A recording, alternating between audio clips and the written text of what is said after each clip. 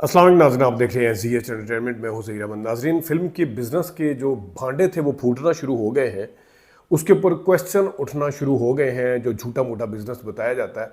इस हवाले से ज़रा बात करेंगे। और शान साहब ने एक कॉमेडी फिल्म बनाने के हवाले से बात की है, उस पर बात करेंगे। और बाहरले मुल्कों में एक बड़ी अजीब सी बात मैंने काउंटर चेक करवाया है, सामने आई है, वो भी ज़रा उसके ऊपर भी ज़रा बात करते हैं। तो शुरू करते हैं हम ज़रा। सबसे पहले जो ईद की फिल्में थी, वो एक ख़बर तो बड़ी ये है कि जो GCC कंट्रीज़ हैं, यानी कि गल्फ़ कोऑपरेशन काउंसिल के जो अंडर कंट्री आते हैं, जिसमें सऊदी अरब, कुवैत, बहरीन, UAE, कतर और भी इस तरह के मुल्क शामिल हैं। तो वहाँ पे साइको और लव दी सॉन्ग तो पहले उतर गई थी, और जो ख़बर के मुताबिक ज़ोंबीद है वो भी बिज़नेस उस तरह से नहीं कर रही है, और वो भी तकरीबन उतरने वाली है। तो ये तो एक शुरू ही हमने पहले दिन से हम आपको बताते चले आ रहे हैं कि जितना बिज़नेस बताया जाता है, जितना बाहर की स्लाइड्स दिखाई जाती हैं। अभी UAE की स्लाइड दिखाई गई थी पिछले हफ्ते, एक ख़बर दी थी कि इतने लाख का बिज़नेस हो गया है। तो किधर है जनाब साहब वो बिज़नेस? अगर वो बिज़नेस करी थी तो उतर क्यों रही है फिल्म? फिर तो उसको पेस के साथ एक बिज़नेस करना चाहिए। अभी तो 27 को ईद थी, आज 10 है, मर के मेरे ख्याल में आज 2 हफ्ते हुए। तो 2 हफ्ते के अंदर जनाब साहब ये सूरत हाल है कि 2 फिल्में ऑलरेडी उतर चुकी हैं, और तीसरी जो है बिल्कुल उतरने के लिए तैयार है, क्योंकि उसको उस तरह से पजीराई नहीं मिली है। जब बिज़नेस की बात आई है तो हम लव गुरु से पहले से इस चीज़ के ऊपर बात करते हुए आ रहे हैं। हमारी वीडियो रिकॉर्ड के ऊपर है, हमें बड़ी सारी बातें भी सुननी पड़ी। आप पाकिस्तान फिल्म इंडस्ट्री के खैर खा नहीं हैं, आप पाकिस्तान फिल्म इंडस्ट्री को सपोर्ट नहीं करते। भाई, हम सिनेमा पे जाके पैसे लगा के फिल्म देखते हैं, मुफ्त के जाके प्रीमियर में अटेंड नहीं करते, पैसे लगा के फिल्म देखते हैं। तो हम खैर खा हैं, लेकिन अगर कोई गलती करेगा, कोई इस तरह की बात करेगा, तो उसको भी हम हाईलाइट करेंगे। हमारे से पहले राशिद ख्वाजा साहब इस चीज़ को हाईलाइट कर रहे थे, उसके बाद हमने इस चीज़ को हाईलाइट किया। अक्सर हमारी जब बात होती है नदीम मांडीवाला साहब से, क्योंकि उनकी अपनी जो सेटअप है मांडीवाला एंटरटेनमेंट, वो डॉक्यूमेंटेड बिजनेस दिखाते हैं।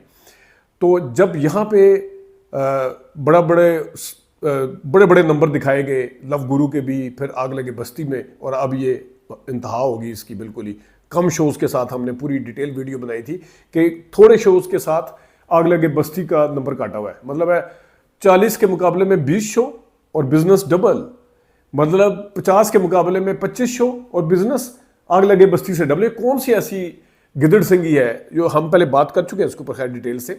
तो अब वो उसके भांडे फूटना शुरू हो गए हैं। हमने जो सवालात उठाए थे डॉक्यूमेंटेड बिजनेस के, इंडिया के अंदर कोई सोच भी नहीं सकता 2 नंबर बिजनेस बताने का।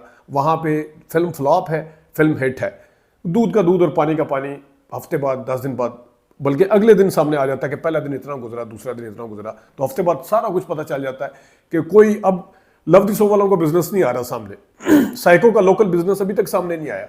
और भाई, जिस मीडिया पार्टनर ने साइको को प्रमोट किया, वही साइको जो जिसका मीडिया पार्टनर जियो की बात कर रहा हूँ, वही तो इसका है, ज़ोंबीद का है। तो ज़ोंबीद की स्लाइड सुबह शाम इन्होंने दिखाई 2-3 किस्म की, कभी 21 करोड़ की, कभी 30 करोड़ की। तो फिर वो साइको वाले क्यों नहीं दिखा रहे? वजह तो ये बिल्कुल आज द लॉलीवुड पिक्चर है, या कौन सी वो जो वेबसाइट इंस्टा के ऊपर अकाउंट है, उन्होंने भी वो लगाया हुआ था। एक बंदे की तरफ से पहले ये उठा कि मेरी फिल्म मेरी मर्जी पत्नी, मेरा बिजनेस मेरी मर्जी। ये इस तरह के, ये आपके सामने है कि जनाब 50 करोड़ के ऊपर और 34 करोड़ के ऊपर, या 30 करोड़ के ऊपर और 21 करोड़ के ऊपर काटा लगा हुआ है। और असल में जो ज़ोंबीद का बिजनेस है वो 15 करोड़ है।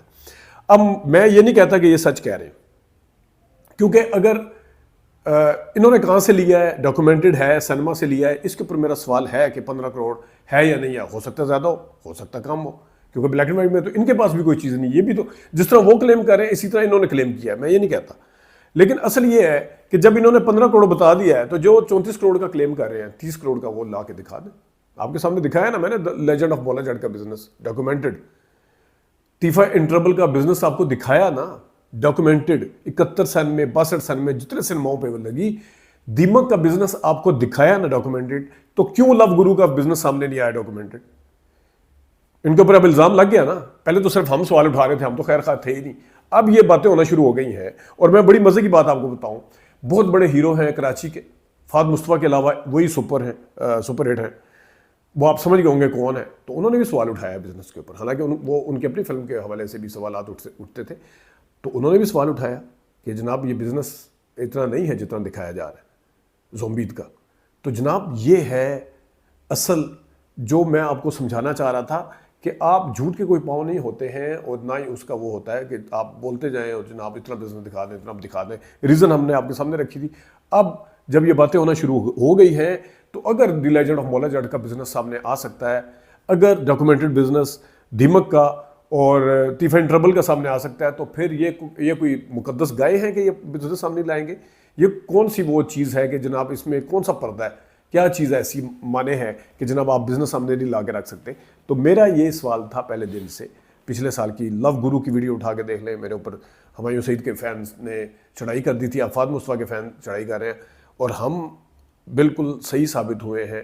ये चीज़ अब टॉक ऑफ द टाउन बन चुकी है।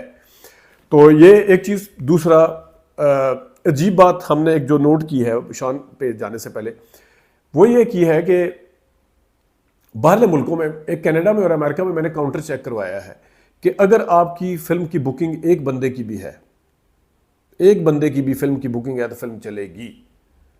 पाकिस्तान में 6 से 7 बंदे से कम होंगे, 4 बंदे, मेरा एक्सपीरियंस हुआ है, 3-3 बंदे, 4-4 बंदे हम गए, हम वापस आए कि फिल्म नहीं देख सके क्योंकि इतनी बंदे पूरे नहीं है जी।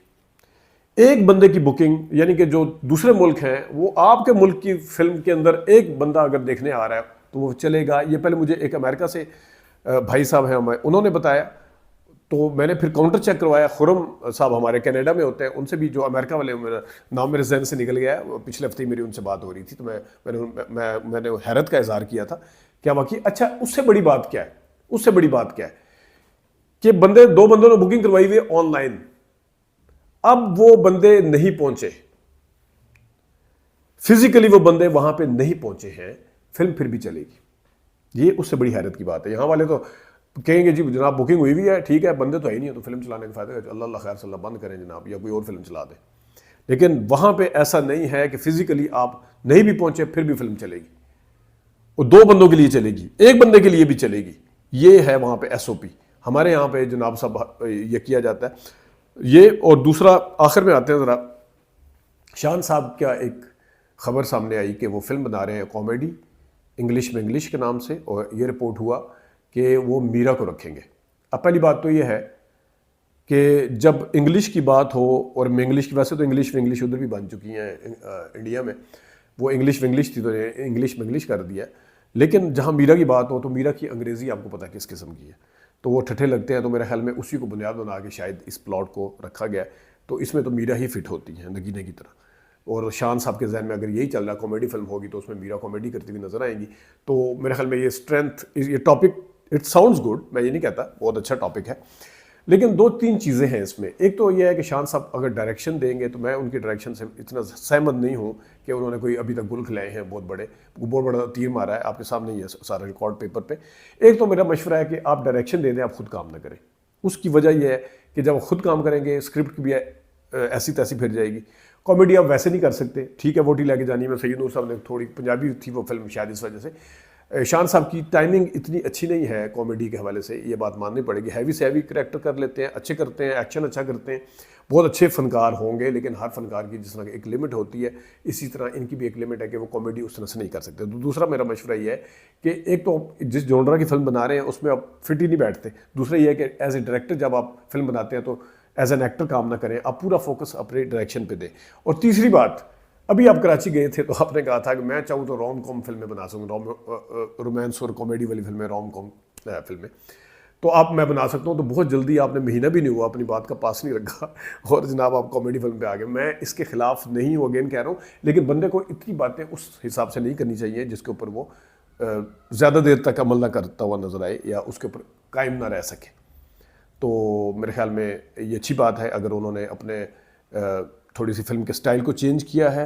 ये उसी तरह है कि जिस तरह अगर हुमायूं सईद या आफाद मुस्तफ़ा कोई संजीदा और एक्शन फिल्म बनाए तो ये हमारे लिए खबर होगी। तो शान अपने उस माइंड सेट से हट के अब थोड़ी अगर कॉमेडी वाली साइड पे आ रहे हैं तो हमें वेलकम करना चाहिए, अच्छी बात है। लेकिन थोड़ा सा ख्याल इन 3-4 चीज़ों का ज़रूर रखिएगा फिल्म बनाते हुए।